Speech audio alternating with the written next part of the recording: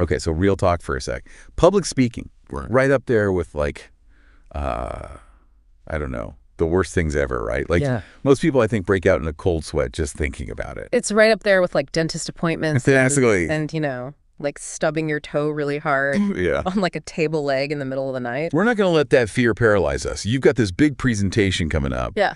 And we're here to help. We're diving into a review of From Fear to Fluency today. Yeah. This book everything keeps talking about. Oh, yeah. It's supposed to be great.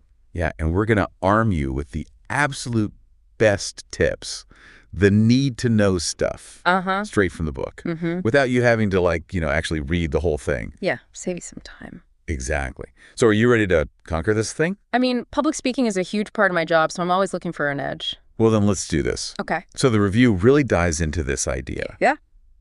That you don't have to eliminate fear. When it comes to public speaking, you don't have to pretend you're not terrified. Interesting. It's more about, like, reframing those jitters.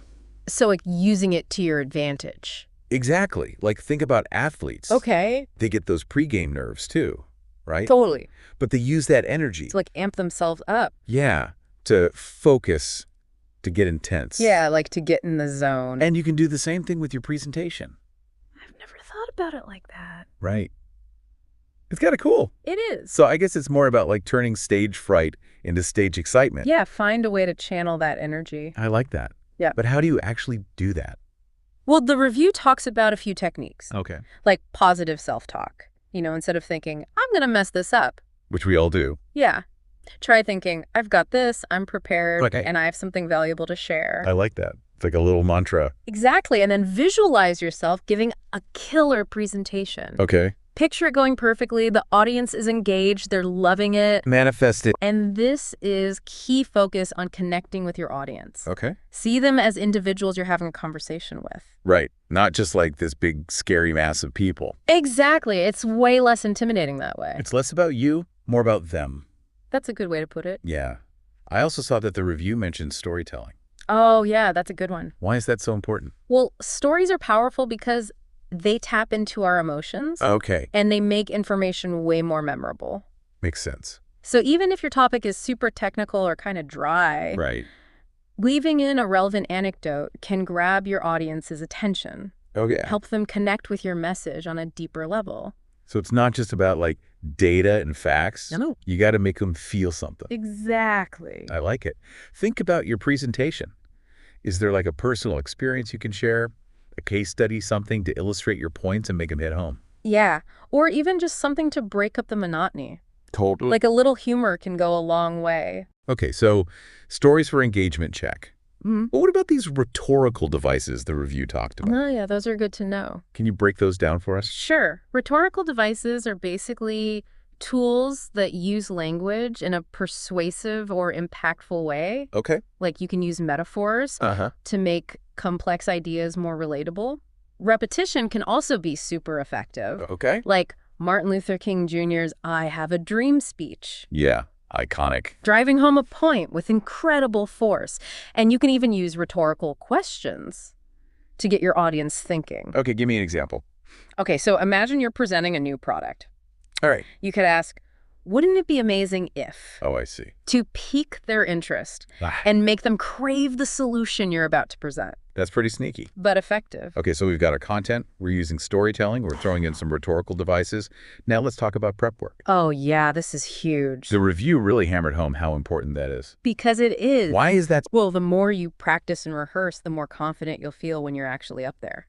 Makes sense. So what does that look like? It means researching your topic thoroughly. Okay. Organizing your thoughts into a clear structure. And rehearsing not just mentally, but out loud on your feet, even in front of a mirror if you have to. Get comfortable with the material. Yeah, you want to know it inside and out. Speaking of practice, I read somewhere that Winston Churchill used to practice his speeches for hours. Wow.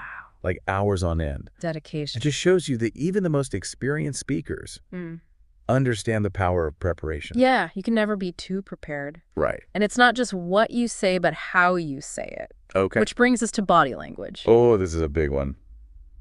I've always wondered, how much does body language really matter? More than you might think. Really? It's like a secret weapon. A secret weapon. To project confidence, even if you're feeling nervous inside. Oh, I like that. So what are the key things to keep in mind? Well, first, posture, stand tall, shoulders back. Okay. Like you own the room. Confidence. Then eye contact, make eye contact with individuals in the audience. Right. Don't just like scan the room. Right, actually connect with people. Yeah, it makes a huge difference. That's a go-go. And be mindful of your tone of voice. Oh, yeah. Vary your pitch and pace to keep things interesting. Don't be monotone. Exact. Okay, so posture, eye contact, tone, check, check, check. Anything else? Something that surprised me was the emphasis on pauses. Pauses? Yeah, it feels counterintuitive, but intentionally using silence can create anticipation. Oh, okay. And give your words more weight. So it's not a bad thing. Not at all. To let things breathe a little bit. Exactly. It also gives you a chance to breathe and collect your thoughts. So it's good for the speaker and the audience. Yeah, win-win. Okay. And what about hand gestures? Oh, yeah. Those are important, too. They can add emphasis and expressiveness to your words. But, like, don't go overboard, right? No, keep it natural. You don't want to be distracting. Okay. It's all about, like, captivating the audience, right? Exactly. Taking them on a journey with you. Yes, and ultimately, it's about persuasion.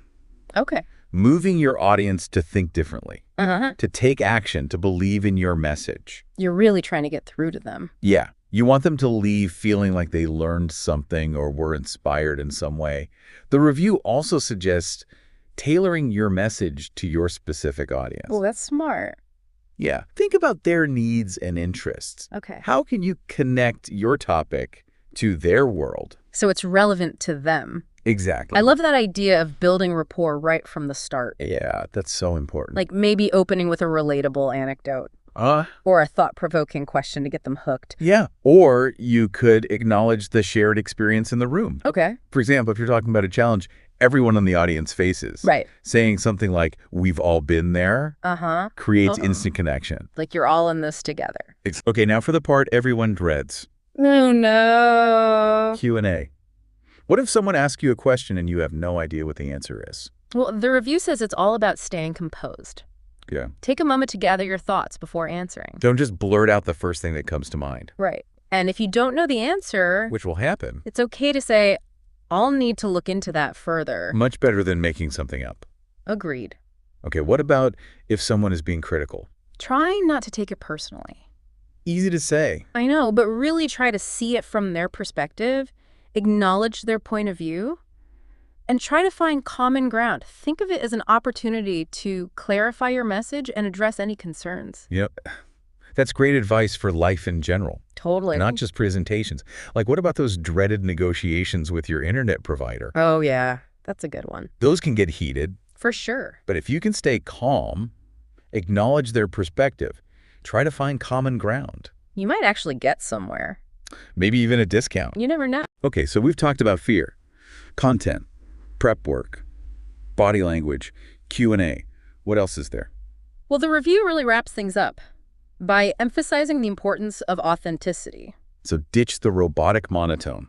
Yeah. And just be yourself. Exactly. Trying to imitate some charismatic speaker you saw online will just make you seem inauthentic. Right, like you're trying too hard. Yeah, instead embrace your unique strengths and personality. Okay. What makes you you? Let that shine through in your presentation. I like that.